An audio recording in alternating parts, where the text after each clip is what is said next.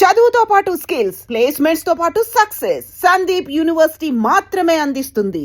బాబా బాబా Ali lovely బాబా లాటీ బాబా నువ్వా ఏంటే Alibaba పేరు తెక్కలూరుస్తున్నావు? నువ్వు కలవరిస్తున్నావు ఏంటి విషయం? నేను ఆయన్ని ప్రేమిస్తున్నాను. ఏంటి? నా కాబోయే మొగుణ్ణి నువ్వు ప్రేమిస్తున్నావా? నీ కాబోయే మొగుడా?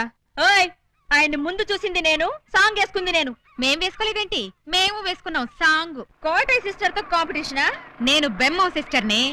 సరే, నెల రోజుల్లోగా అలీబాబా నా ఒళ్ళో కూర్చోబెట్టుకుని మెళ్ళ తాళి కట్టించుకోకపోతే నా పేరు పూలందేవే కాదు. అదే నెల రోజుల్లో నేను ఆయన దాన్నై ఆయన్ని నా సొంతం చేసుకోకపోతే నా పేరు పూజా బేడియే కాదు. Challenge challenge. Super Alibaba super. ఇన్నాళ్ళకు నువ్వు కూడా ఒక మగాడవని నిరూపించుకున్నా. చిన్నప్పటి నుంచి అంతే సార్, కాకపోతే కొంచెం లేట్ అయితే ఏమయ్యా? అప్పాజీని అరెస్ట్ చేయడంలో నువ్వు చూపించిన ధైర్య సాహసాలకి ప్రజల రెస్పాన్స్ చూసావా? ఇప్పుడు నువ్వు జనానికి కనపడితే చాలు. పిచ్చి కొట్టుడు కొడతారా సార్? జైలు కొడతారయ్యా. మన డిపార్ట్మెంట్ కే సింహస్వప్నం అయిన అప్పాజీని అరెస్ట్ చేసి పోలీసులు తలెత్తుకునేటట్టు చేశావు. లేకపోతే సమాజాన్ని సర్వనాశనం చేస్తున్న ఇలాంటి సంఘ సంస్కర్తని. సంఘ సంస్కర్త కాదు, సంఘ విద్రోహి. అదే సంఘ విద్రోహిని అంత తేలిగ్గా వదిలేస్తానా? ఎస్పీ గారి ముందు ఏంటా నిలబడ్డాం? సరిగ్గా నిలబడ్డాం. వీణ్ణి ఒక్క గంట అయినా లాకప్ లో పెట్టాలనుకున్నాను, పెట్టాను. గంట అయిపోయింది, ఇప్పుడు వదిలేస్తున్నాను. వదిలేస్తావా?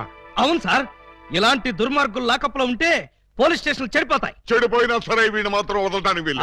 వదలకపోతే ఎలా సార్? అగ్రిమెంట్ గంటకేగా చేసుకుంది. అగ్రిమెంట్ అంటే అదే సార్, వీడిని గంటే లాకప్ లో పెడతాను ముందే చెప్పాను. నో, వీడిని వెంటనే తిహార్ జైలుకి షిఫ్ట్ చేయమని ఐజీ గారు ఫోన్ చేసి చెప్పారు. తిహారీ జైలా? ఈయన ఒప్పుకోడేమో సార్. ఒప్పుకోవడానికి వాడేవాడు. పైగా వాడు ఈ స్టేషన్ లోనే ఉంటే వాడు అనుచరులు బాంబులతో దాడి చేయొచ్చు. అమ్మో, నిజమే సార్. మనం అలా స్టేషన్ బయటికి వెళ్ళి మాట్లాడుకుందాం పదండి. అక్కర్లేదు. అపరావు సార్, వాడిని వెనక్కించండి. Okay sir. సార్, పాపం ఈసారి వదిలేండి సార్. ఏదో తెలుసో తెలియకో మర్డర్లు చేశాడు. ఈ మాత్రం దానికే తిహార్ జైలుకి ఎందుకు? వాడి మానాన్న వాడు వదిలేస్తే వాడి పాపాన వాడే పోతాడు. అక్కర్లేదు, వాడికి తిహార్ జైలే కరెక్ట్. కొంచెం ప్రమాదమేమో సార్. ప్రమాదం అంటే తిహారీ జైల్లో నాలాంటి స్ట్రిక్ట్ ఆఫీసర్లు ఉండరేమోనని. అక్కడ ఉన్న వాళ్ళంతా స్ట్రిక్ట్ ఆఫీసర్స్. అలా అయితే తప్పించుకోవడం కష్టం అవుతుంది కదండి. తప్పించుకోవడం అంటే తప్పించుకోడు కదా అని.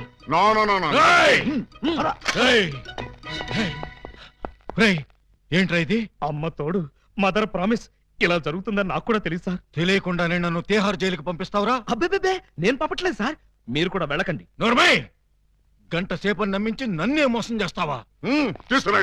అలీబాబా, నన్ను చీట్ చేసి అరెస్ట్ చేస్తావు కదూ?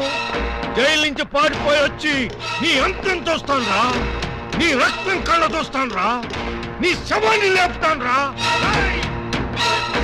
అప్పాజీ గారిని అరెస్ట్ చేయాలని మీకు ఎందుకు అనిపించింది? టైం బాగోక.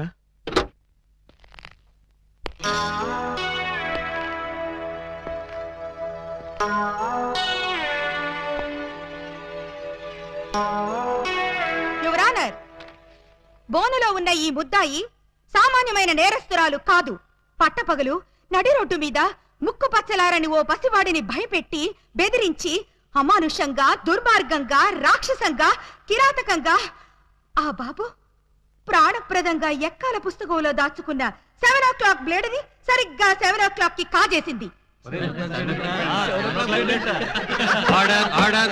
ఓ ప్లేట్ ఇడ్లీ, ఓ బ్రూ కాఫీ. ఆర్డర్ అంటే టిఫిన్ ఆర్డర్ చేయమని కాదు, కోర్టు ఆర్డర్. నిశ్శబ్దం. పిపి గారు, మీరు ప్రొసీడ్ అవ్వండి. ఇంత ఘోరమైన నేరం చేసిన ఈ ముద్దాయికి ఆడపిల్లని చూడకుండా కఠినమైన శిక్ష విధించవలసిందిగా కోర్టు వారిని కోరుతున్నాను. అమ్మాయి. ఏంటంకల్? Order order. నీ తరఫున వాదించడానికి లాయర్ ఎవరైనా ఉన్నారా? నేను నిజం చెప్దాం అనుకుంటున్నాను. ఇక లాయర్ ఎందుకు అంకుల్? ముద్దాయిలు అంకులు అంకుల్ అని 10 సార్లు అనకూడదమ్మా. అలాగే అంకుల్. ఈ నేరం నువ్వు చేసావా? చేశాను. సాక్ష్యాధారాలన్నీ పరిశీలించిన పిదప ముద్దాయి తను చేసిన నేరాన్ని 3 సార్లు ఒప్పుకున్న మీదట పూలందేవి అనబడే ఈ నేరస్తురాలికి 22 నిమిషాల లాకపు శిక్షను, 25 న్యాయ పైసల జరిమానాను విధించడమైనది.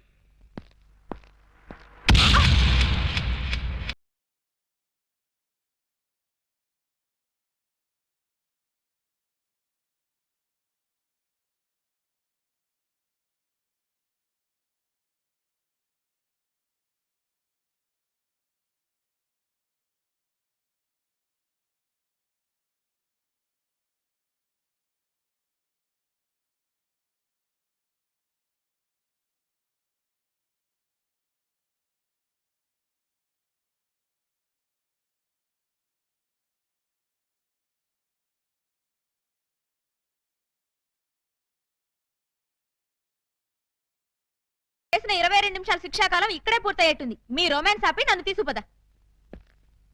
సార్, మొబైల్ కోర్టు వారు ఈ అమ్మాయికి 22 నిమిషాలు లాకప్ శిక్ష వేశారు. నువ్వా? ఏం చేసావు? బ్లేడ్ దొంగతనం చేశానండి. బ్లేడా? దేనికి? అది చాలా సీక్రెట్, అందరి ముందు చెప్పాలంటే. అయితే ఉండు, ఇక మీరంతా దూరంగా నిలబండి. ఇప్పుడు చెప్పు. అంతా మన వైపే చూస్తున్నారు. ఇక మీరంతా అటు పక్క తిరిగి నిలబండి. ఇప్పుడు చెప్పు. ఇక్కడ చెప్పాలంటే ఏదోగా ఉంది. ఎలాగో లాకప్ శిక్ష అనుభవించాలిగా. శిక్ష అనుభవిస్తూ చెప్తాను. సెల్లోకి రండి. సెల్లోకా? చూసేవాళ్ళు నాకు కూడా శిక్ష పడింది అనుకుంటారేమో. అంత భయం అయితే వద్దులేండి. భయమా? నాకా? చచ్చా పద. రాయ్, ఎవరినడికి జీపు తీసుకొచ్చావురా? ఏంటి? నా జీపు నేను తెచ్చుకోవడానికి నిన్ను పర్మిషన్ అడగాల? మరి నేను హెడ్ కానిస్టేబుల్ ని, ఆఫ్టర్ ఆల్ నువ్వు ఎస్ఐ.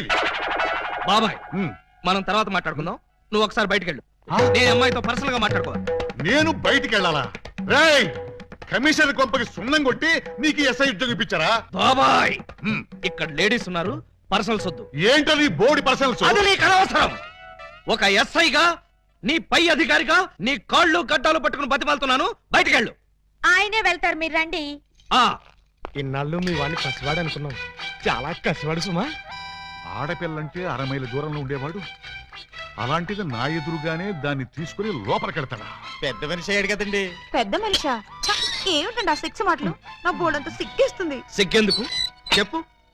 3వ తరగతి చదివే మా పక్కింటి అబ్బాయి పరీక్షలకు వెళ్తుంటే వాడి పెన్సిల్ ముళ్ళు విరిగిపోయింది. చెక్కడానికి వాడి దగ్గర ప్లేడ్ లేదు. పాపం వాడి తల్లి దగ్గర ప్లేడ్ కొనడానికి డబ్బులు కూడా లేవు. ఆ నిస్సహాయ స్థితిలో ఆ పసివాడి చూపులు నన్ను కదిలించాయి. వాడు పరీక్షలకు వెళ్ళకపోతే ఫెయిల్ అవుతాడు. ఫెయిల్ అయిన వాడి భవిష్యత్తులోకి ఒక్కసారి తొంగి చూడండి. ఇదేమిటి ఇలా కౌగులించుకున్నావు? ఇలాగే ఆ పసివాడు నన్ను వాటేసుకుని బ్లేడు బ్లేడు అని బోర్ నేర్చాడు. ఆ ఏడుపుకి నా లివర్ కరిగిపోయింది. లివర్ కరిగిపోయిందా? అవును, అందరికీ గుండె కరుగుతుంది, అదేమిటో నాకు లివర్ కరుగుతుంది. అంతే, ఆడది అబల కాదు, సబల అని విజయశాంతిలాగా నిరూపించాలనుకున్నాను. వెంటనే అటుగా వెళ్తున్న మరో పసిపిల్లవాడి పుస్తకంలోని బ్లేడు దొంగిలించా. నేను చేసింది నేరమా? నేను చేసింది పాపమా? నేను చేసింది ఘోరమా?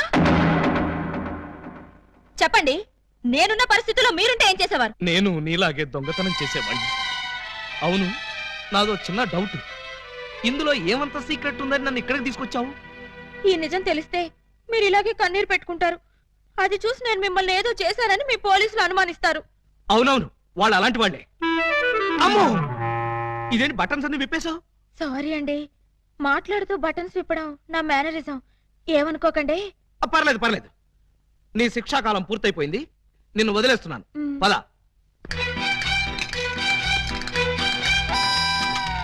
వస్తున్నారు వస్తున్నారు. సార్, బొత్తాలు పెట్టుకుంటున్నారు సార్. చూస్తున్నా. అమ్మాయి కూడా బట్టలు సర్దుకుంటుంది సార్. అది చూస్తున్నా. ఇదిగో, ఈ 100 రూపాయలు తీసుకెళ్లి అటువంటి పిల్లలకి బ్లేడ్లు కొనిపెట్టు. సార్, డబ్బులు కూడా ఇస్తున్నారు సార్. ఆ యథవకి అదొక మంచి అలవాటు ఉంది, ఎవరిలోనే ఉంచుకోడు. వెళ్ళొస్తాను సార్.